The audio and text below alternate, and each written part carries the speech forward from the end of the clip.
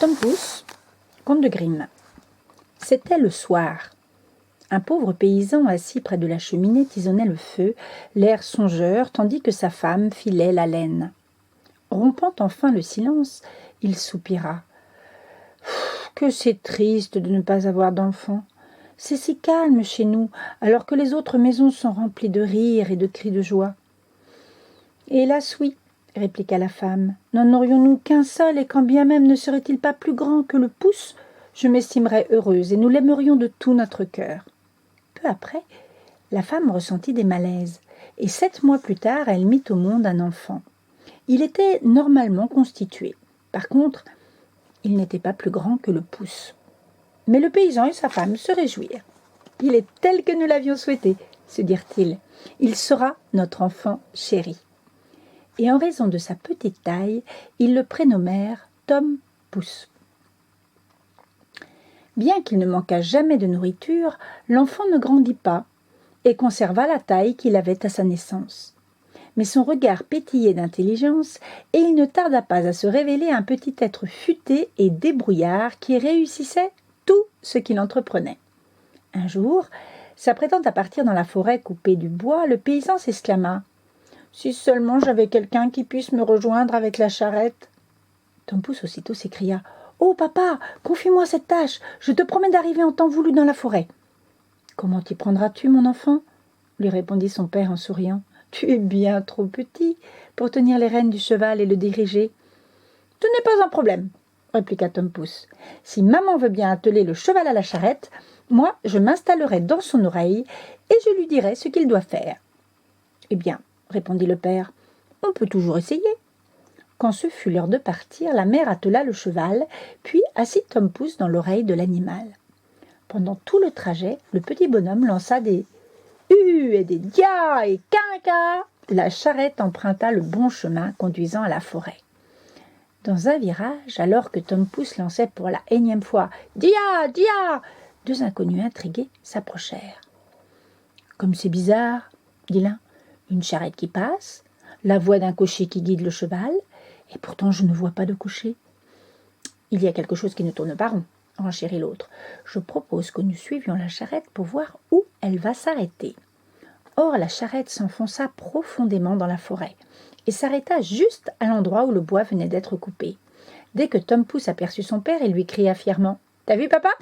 C'est moi, avec la charrette. Et maintenant, aide-moi à descendre. » Retenant de la main gauche la tête du cheval par la bride, le père de la main droite sortit son fils de l'oreille de l'animal et le déposa par terre. Le garçon s'assit alors sur un brin d'herbe. Il rayonnait de joie. À la vue de Tom Pouce, les 2 inconnus restèrent bouche bée.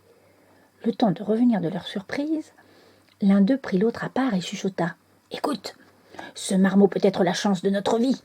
Si nous le produisons en spectacle dans une grande ville, il peut nous rapporter gros.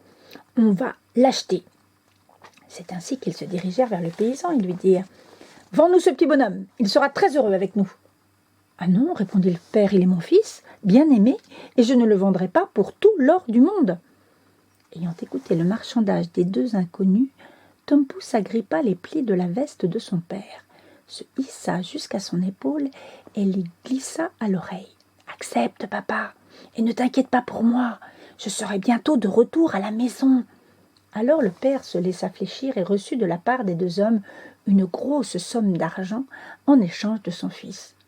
« Où veux-tu t'asseoir » demandèrent les hommes à Tom Pouce. « Sur le rebord de l'un de vos chapeaux, » répondit-il. « Comme ça, je pourrai faire les 100 pas et admirer le paysage sans risquer de tomber. » Ce qui fut dit fut fait. Ils marchèrent ensuite jusqu'à la nuit tombée, quand subitement le garçon cria à celui qui le portait « Descendez-moi par terre, ça presse !» Mais l'homme lui répondit « Reste où tu es. Ça ne me dérange pas que tu te soulages là-haut. Ce ne serait pas la première fois que je recevrais des pipis d'oiseaux sur la figure. »« Pas question !» protesta Tom Pouce. « C'est contraire à mon éducation. Alors descendez-moi et vite !» L'homme retira donc son chapeau et déposa le petit bonhomme dans un champ au bord du chemin. Mais sitôt à terre, celui-ci ne fit qu'un bond dans les sillons, se mit à ramper, puis se glissa dans un trou de souris qu'il avait repéré.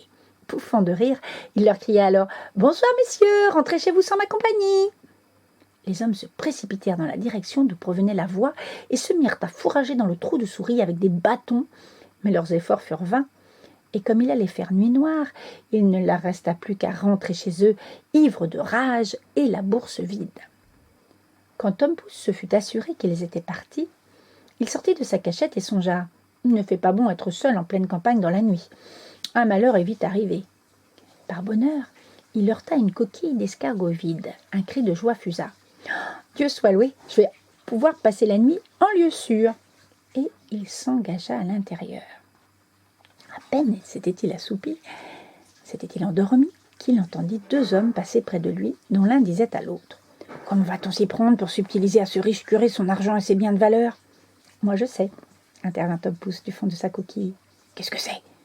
s'écria l'un des voleurs effrayé. « J'ai entendu quelqu'un parler !»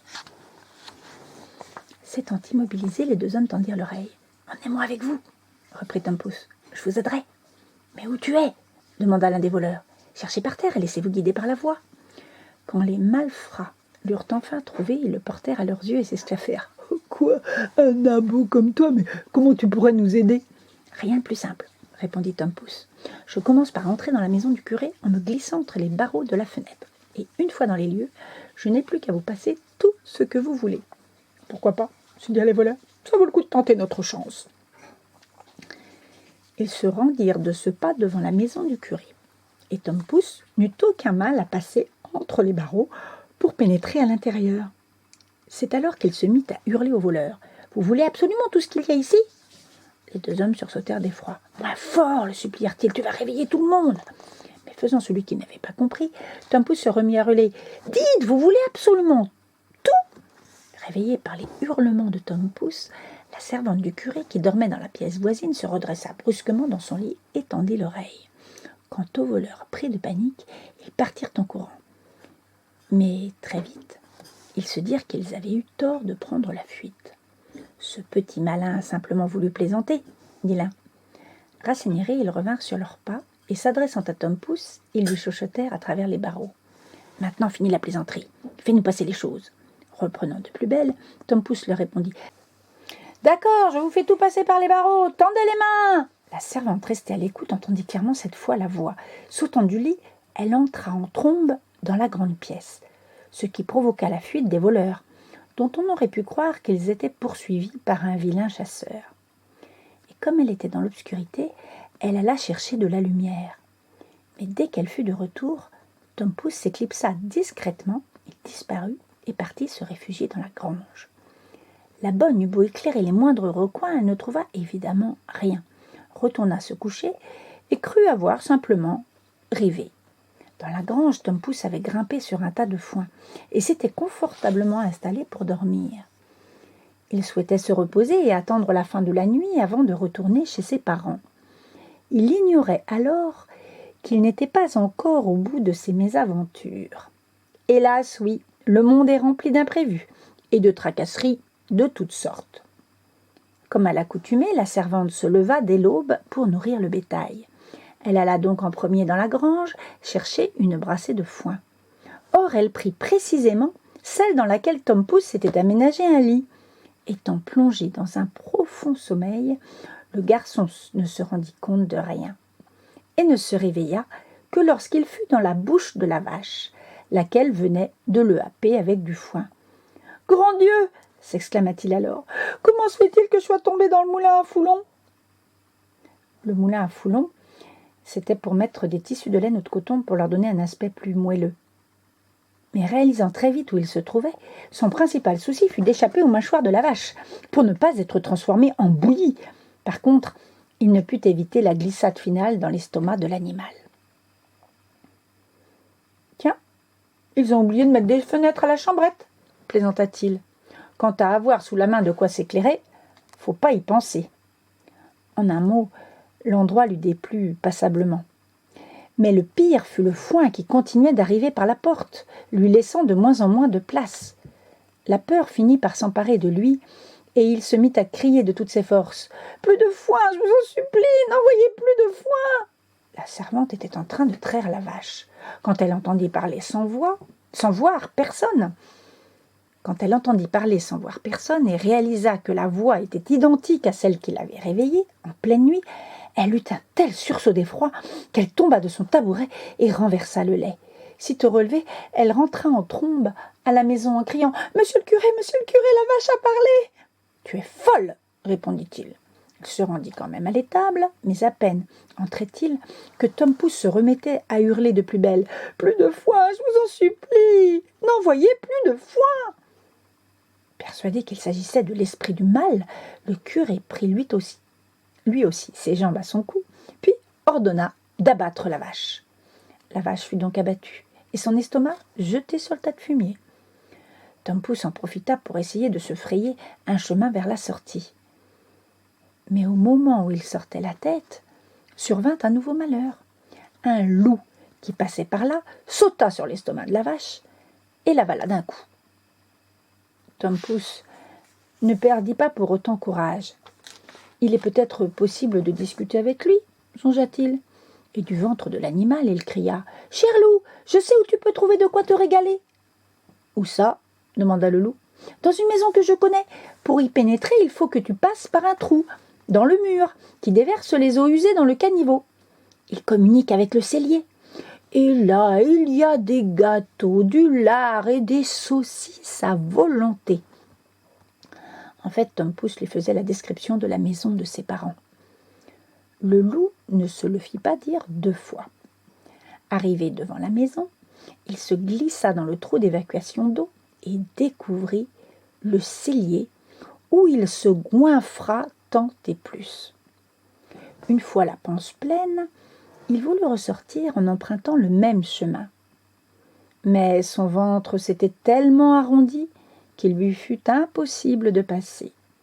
Tom Pouce, qui comptait là-dessus, se mit alors à faire un tintamarre épouvantable dans le ventre de l'animal, hurlant et tempêtant à qui mieux mieux. « Calme-toi » lui dit le loup, « tu vas alerter tout le monde. »« Tu viens de te régaler » répondit Tom Pouce. « Je vois pas pourquoi ce serait pas mon tour de faire la fête. » Les hurlements reprirent de plus belle et réussirent enfin à réveiller les parents de Tom Pouce. Se précipitant dans le cellier, leur regard fut attiré par le trou d'évacuation d'eau. Quand ils aperçurent le loup, le père courut chercher une hache et la mère une faux. De retour dans le cellier, l'homme dit à sa femme « Reste derrière moi. Si je ne tue pas ce glouton du premier coup, transperce-lui le corps avec la faux. » Entendant la voix de son père, Tom Pouce se mit alors à crier « Cher papa, je suis là, dans le ventre du loup !»« Dieu soit loué !» s'exclama le père fou de joie. « Notre cher enfant a su se tirer d'affaire. » Il avertit aussitôt sa femme de ne surtout pas intervenir avec la faux, au risque de blesser Tom Pouce. Puis, levant le bras, il asséna un coup de hache sur la tête du loup qui tomba raide mort. Il courut ensuite chercher un couteau et des ciseaux, éventra l'animal et libéra son fils.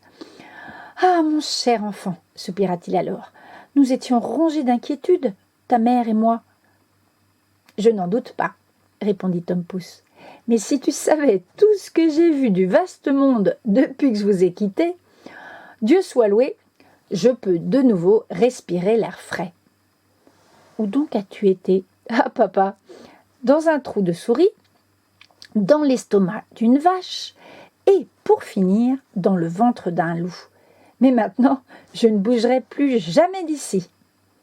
Et plus jamais nous te vendrons, même pour tout l'or du monde. » Pressant leur cher Tom Pouce contre leur cœur, les parents le couvrirent de baisers. Puis ils lui donnèrent à boire et à manger et lui firent faire de nouveaux vêtements, car les siens avaient particulièrement souffert au cours de ces diverses mésaventures.